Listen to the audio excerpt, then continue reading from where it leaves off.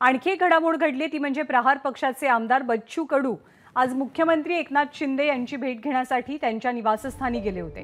मंत्रिमंडळ विस्तारामध्ये शिंदे समर्थक अपक्ष आमदारांना संधीच मिळालेली नाहीये, त्यात बच्चू कडू यांचाही समावेश आहे। याच पार्श्वभूमीवर बच्चू कडूंनी आज मुख्यमंत्री एकनाथ शिंदे यांची भेट घेतली आहे।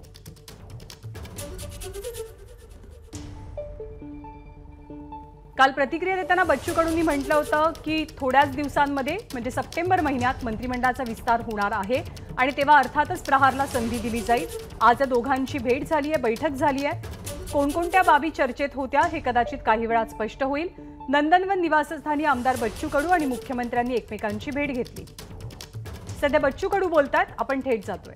भाऊ, आज तुम्ही मुख्यमंत्र्यांच्या भेटीला गेले होते नंदनवनला, काय नेमका विषय होता? आपली नाराजी व्यक्त करण्यासाठी त्या ठिकाणी गेले होते? तो कालच विषय झाला। आज आम्ही ते अपंग मंत्रालय आणि पेरणी ते कापणीपर्यंत सगळे कामं MRHSमध्ये व्हावं या दोन गोष्टीसाठी एक मीटिंगच्या संदर्भात मी गेलो होतो।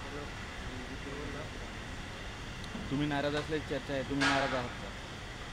नाराजीचा काही प्रश्न येत नाही। मुख्यमंत्र्यांनी काय थोडे डिसअपॉइंटेड आहात का की तुम्ही गेल्या सरकारमध्ये राज्यमंत्री होतात, यावेळी कुठेतरी अपेक्षा होती का की तुम्हाला मंत्रीपद मिळेल? कारण तुम्हीही शिंदे गटाला तेवढ्याच लवकर सामील झालेला होता, तुमच्या नंतर जे लोक आले त्यांना आज मंत्रीपद मिळालेली आहे। हा, असं झालेलं आहे।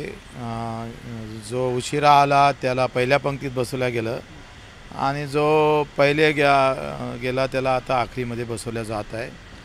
पण त्याची काही नाराजी नाही आहे, हे चालू राहतं राजकारणात, कमी जास्त हा बदल फेर चालू राहते। आम्ही तेवढे समजदार आहोत, अशी कोणती नाराजी नाही। आणि माझं तर असं मत आहे, माझं व्यक्तिगत मत जर पाहिलं तर फक्त मंत्रिपदासाठीच आम्ही तिथं गेलो असं आमचं बिलकुल मत नाही आहे। दिया तो भी भला, नहीं दिया तो उससे ज़्यादा भला।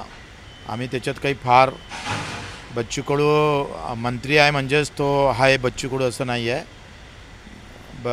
मंत्र्यापेक्षा बच्चू कडू महत्त्वाचा आहे आणि मग त्या पद्धतीनं आम्हाला फार काही त्याचं दुःख नाही आहे। CM साहेबांनी सरळ सांगितलं का मी शब्द दिलेला आहे, शब्द पाळणार आहो, मी शब्द पाळणाऱ्यापैकी आहे, दिलेला शब्द मोडणार नाही आणि मला त्याच्यावर आत्मविश्वास आहे त्यांच्यावर। कधीपर्यंत विस्तार होईल असं सांगताय? सप्टेंबरमध्ये त्यांनी सांगितलं।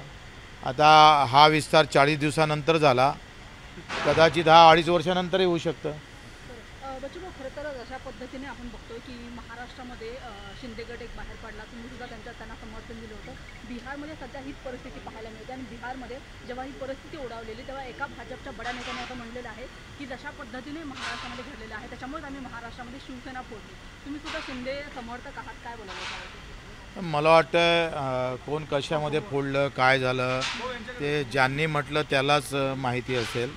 आता आम्हाला त्याच्यातलं काही नॉलेज नाही आहे का कशी शिवसेना फोडली, काय फोडली, इतका मोठा आहे नाही मी।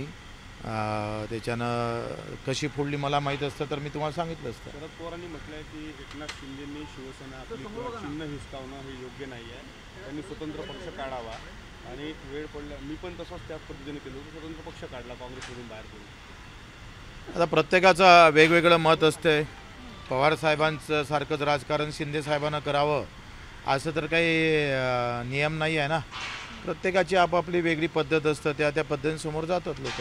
शिंदे गट शिवसेनेतून बाहेर पडल्यानंतर जशा पद्धतीने न्यायालयामध्ये प्रक्रिया चालू आहे त्याच्यामधल्या जवळपास अनेक नेत्यांनी खरं तर मंत्रिपदाची शपथ घेतली आहे, पण न्यायालयाचा निकाल जर दुसऱ्या बाजूने लागला तर या सगळ्या नेत्यांना पायउतार व्हावं लागेल। मला वाटत नाही न्यायालयाचा निकाल दुसऱ्या बाजूनं लागेल म्हणून। त्याच्याशिवाय हा सगळा जो आहे आणि कायदेशीर बाजू मजबूत असल्यामुळं आज जे काही ज्या पद्धतीनं अतिशय चांगल्या पद्धतीनं हे प्रकरण समोर नेलं त्याच्यानं न्यायालयाचा निकाल विरोधात लागेल असं काही विषय नाही आहे। निवडणुका पुढे ढकलल्या या कारणानं सुप्रीम कोर्टामध्ये आज याचिका जी आहे राष्ट्रवादीने दाखल केलेली आहे, ते सांगूनही सरकारनं निवडणुका पुढे ढकलल्या, कोर्टाचा अवमान असल्याचं सांगितलं। नाही, तुम्हाला माहीत आहे का अतिवृष्टी आहे, कशा पद्धतीनं गावखेड्यात व्यवस्था आहे आणि अशा वेळेस या अतिवृष्टीत पावसात निवडणुका घेणं हे काही उचित नाही आहे, फार चांगली गोष्ट नाही आहे।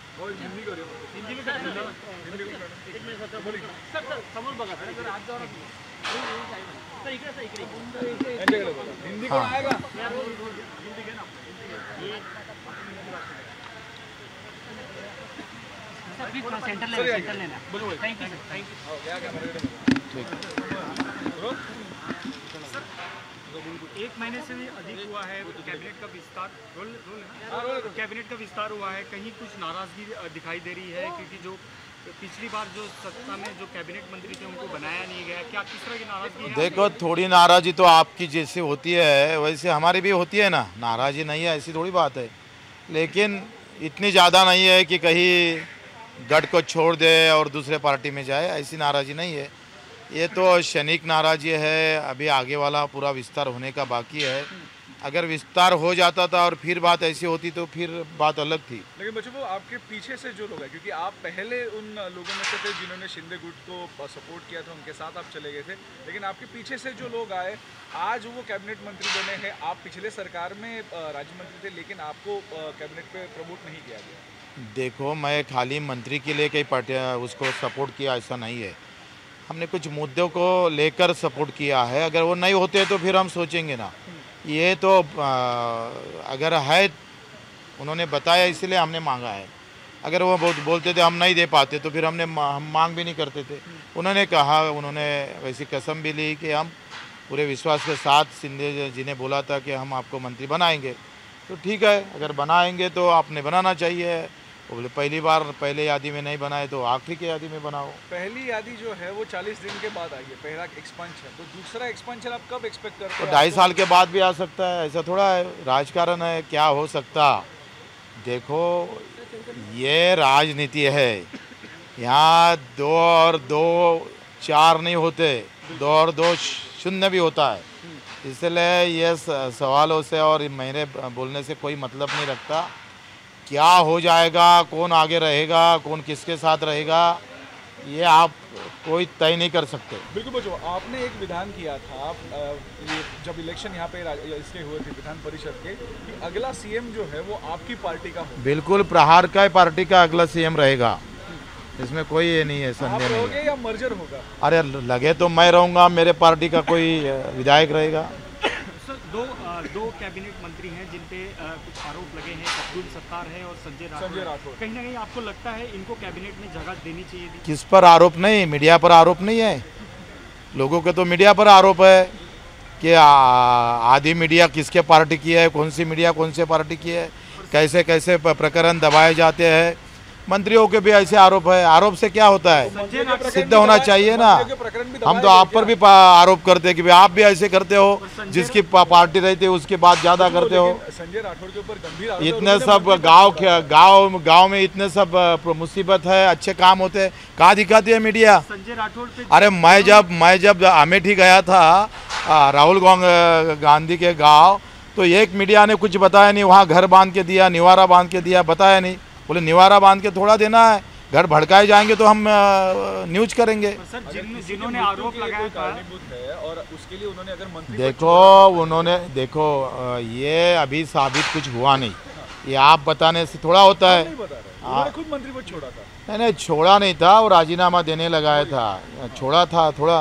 पर सर, जिन्होंने आरोप लगाया था उन्हीं की कैबिनेट में अभी मंत्री बनाया, कहीं ना कहीं गंभीर लगता तो है। राजकारण तो इसी को तो कहते हैं ना, राजकारण यही होता है। तो मतलब कॉम्प्रोमाइज देखो, राजकारण ये सदियों से ऐसे ही चलते आ रहा है, ये कि आज की थोड़ी बात है। तुम जिस तरह से पार्टी जैसी चलती है उस तरह से मीडिया बदलता है, वैसे नेता भी बदलते रहते हैं, लोग भी बदलते रहते हैं, ये थोड़ा अलग थोड़ा है। तो कॉम्प्रोमाइज किया गया, मतलब आप ये कह रहे हैं? देखो, मैं क्या बोलता हूँ, जो आप बात कर रहे हैं वो युग ये युग नहीं है भैया।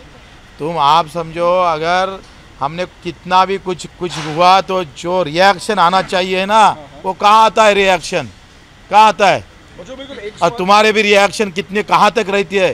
तुम जो बात आगे लेके जाना चाहिए देश के हित के लिए, आप कभी लेके जाते नहीं, आप दूसरी बातें उसमें डाल देते हो। उसमें एक सवाल ऐसा भी है कि कल भी क्रिटिसिज्म आपके गुट के ऊपर हुआ, शिंदे सरकार के ऊपर, कि सरकार स्टेबल नहीं है, लेकिन कल संजय राठौर के मुद्दे को लेकर हमने देखा कि चित्रावाग जो भाजपा की नेता है, उन्होंने कहा कि मैं अपनी लड़ाई लड़ते रहूंगी। केसरकर जी से हमने जब पूछा तो उनका कहना था कि अगर कोई दोषी है तो उसे कार्रवाई होनी चाहिए। तो देखो, सत्ता से बड़ा कुछ नहीं है, सत्ता सब कुछ है। सत्ता, पैसा, सत्ता, ये समीकरण जुड़ा है पूरे देश के अंदर, और ये तोड़ने के लिए बहुत तुमसे और सबको बदलना पड़ेगा। अब आप देखो सबको बदलना पड़ेगा। जब आप नहीं बदले तो ये का बदलेंगे नेता? तुम तो पहले बदलना पड़ेगा आपको। बिहार को लेकर एक सवाल पूछना चाहूंगा। बिहार में जो सत्ता पलट हुआ है, अब बीजेपी कह रही है कि नीतीश ने हमें धोखा दिया। अभी देखो, कहीं धोखा देने से पार्टी बड़ी हुई ना। भाजपा रहे, शिवसेना रहे, कोई रहे, धोखा कौन? बंडखोर नहीं है? बंडखोर कौन नहीं है? कौन नहीं कर रहा है बंडखोरी? किसके पार्टी में बंडखोर नहीं? यहाँ तो बंडखोरों का राज है। जो बंडखोर के करके आया उसको पहले मंत्री पद मिलता है। सर, महिलाओं को जगह देनी चाहिए थी, आपको लगता है कहीं ना कहीं जो पहला कैबिनेट एक्शन बिल्कुल देना चाहिए, महिलाओं को भी जगह देना चाहिए, निर्दलियों को भी देना चाहिए, आपका भी एक, आपके का इसमें का भी एक देना लेना चाहिए, ऊपर सबको न्याय मिलना चाहिए। तुम्ही म्हटलं आता जे बंडखोरांचं राज्य आहे, धोका देणाऱ्यांना आधी संधी धोका देणाऱ्याचंच राज्य आहे। तुम्ही एक सांगा, राज्य कोणाचं असू द्या, जो ज़्यादा धोखा देगा वो बड़ा नेता होगा। सीएम भी बन सकता है। कसा आहे, सीएम बनू का पंतप्रधान बनू, विषय काय आहे लक्षात घ्या। राजकारणामध्ये जो दवळणार कशा पद्धतीनं, तुम्ही मार नीतिमत्ता आणि हे सांगत बसले तर जमत नाही। तुम्हाला दवड़ा लागन, राजकारण करावं लागन। देखो, जो जीता वही सिकंदर होता है। आणि मग ते वैचारिक आम्ही विचार को लेके जीते हैं कि नहीं जीते हैं, बाद में की बात है। लेकिन हमारा लक्ष्य क्या है, शिंदे जी का लक्ष्य क्या है, आम लोगों को, वो 2-2 बजे तक आम लोगों को मिलते हैं, ये बहुत बड़ी बात है उसमें। सर, बात एक ये भी सामने आ रही है कि शिवसेना गढ़ के जो नेता, शिवसेना शिंदे गढ़ के जो नेता थे कल, जिन्होंने शपथ ली, उन्होंने बाला साहेब का ये नहीं किया, स्मरण नहीं किया। उनके हृदय में राम है, वैसे हृदय में बाला साहेब भी है। तो इसलिए नहीं, नाम लेने से क्या, आप बहुत नाम लेते हो तो आप क्या उनके हो जाते हो? नाम रहता मुंह में राम और हाथ में सुरी, इससे क्या मतलब है? हमारे हाथ में सुरी नहीं है, हाथ में काम है, रक्तदान खूनदान करने वाली है। मंत्रिपदाचं आश्वासन नक्कीच दिलं गेलेलं होतं, मंत्रिपद मिळालेलं नाही, त्यामुळे नाराजी नक्कीच आहे। पण विस्तार अजूनही बाकी असल्याचं बच्चू कडू म्हणतात। त्यांनी आज मुख्यमंत्र्यांची भेट घेतली आहे। एबीपी माझा, उघडा डोळे बघा नीट।